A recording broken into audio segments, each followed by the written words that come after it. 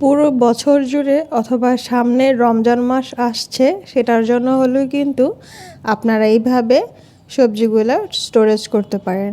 আজকে আমি দেখাবো খুব ইজি ওয়েতে কিভাবে সবজিগুলো আপনারা স্টোরেজ করবেন আর খুবই রিজনেবল প্রাইসের মধ্যে বাসায় থাকা সব ইনগ্রিডিয়েন্টস দিয়ে কিন্তু আজকে আমি এই সবজিগুলো স্টোরেজ করছি।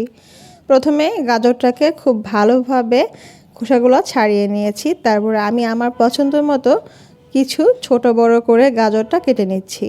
একটা কেটেছি এইভাবে, এটা আমি যে কোনো সবজির সাথে চাইলে ইউজ করতে পারবো। আপনারা চাইলে আপনারা পছন্দ মতো কেটে নিতে পারেন, সেটা আপনার উপর ডিপেন্ড করবে।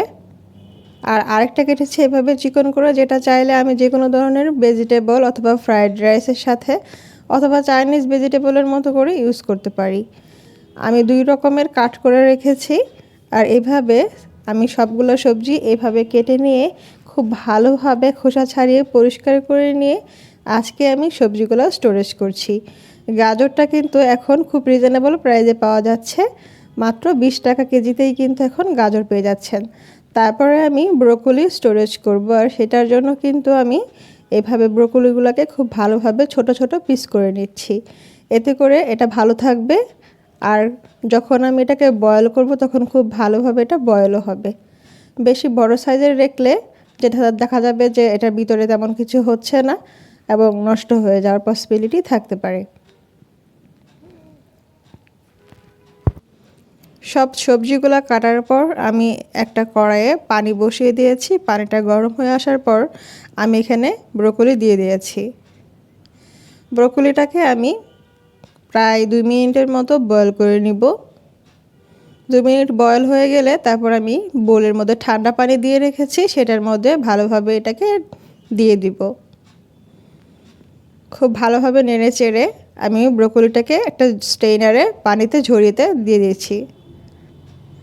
আর ঝরিয়ে দেওয়ার পর একইভাবে কিন্তু আমি গাজরটাকেও ভালোভাবে বয়েল করে নিচ্ছি 2 থেকে 3 মিনিটের মতো, কারণ গাজরটা একটু শক্ত, সেজন্য এটাকে একটু বেশি টাইম আমি বয়েল করে নিয়েছি। এভাবে সবগুলো সবজি বয়েল করে নেওয়ার পর স্ট্রেইনারে করে পানিটা ঝরিয়ে নিয়েছি।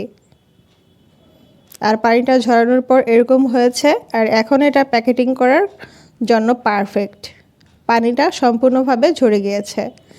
আজকে আমি কোনো ধরনের জিপলক ব্যাগ অথবা কোনো ধরনের বাটি অথবা এয়ারটাইট কন্টেনার যে কোনো কিছুই কিন্তু ইউজ করব না। আজকে আমি খুব ইজি ওয়েতে দেখানোর চেষ্টা করব যে বাসায় আপনারা যে আটা অথবা ময়দার প্যাকেট ইউজ করেন সেগুলোতে খুব ভালোভাবে কিভাবে রাখতে পারবেন।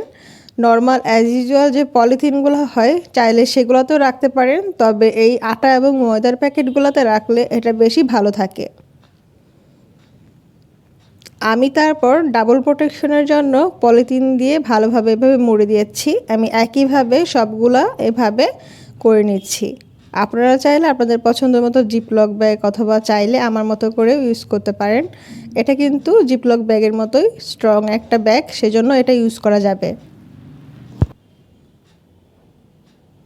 যারা আপনারা প্রথমবারের মতো আমার রেসিপিগুলো দেখছেন অথবা আমার এই ধরনের ভিডিওগুলো দেখছেন, আপনারা চাইলে চ্যানেলটি সাবস্ক্রাইব করে রাখতে পারেন, সেই সাথে বেল আইকনে ক্লিক করে রাখতে পারেন এরকম নতুন নতুন আরও রেসিপি পাওয়ার জন্য।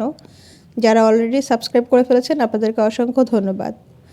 একই সাথে আমি ক্যাপসিকামটাও স্টোরেজ করব, কারণ এখন খুব রিজনেবল প্রাইসে এই সবজিটাও পাওয়া যাচ্ছে, তাই অ্যাটলিস্ট রমজান মাসের জন্য হলেও স্টোরেজ করে রেখে দিব। আমি 2 ভাবে কেটে নিয়েছি, আপনারা চাইলে আপনাদের পছন্দ মতো কাটগুলো করে নিতে পারেন। তারপর আমি এইভাবে কেটে নেওয়ার পর এটাকে কিন্তু টিস্যু দিয়ে ভালোভাবে চেপে চেপে পানিটা ঝরিয়ে নিব, কারণ হচ্ছে এক্সট্রা একটা পানি থাকে, সেটা সহ কিন্তু রাখা যাবে না।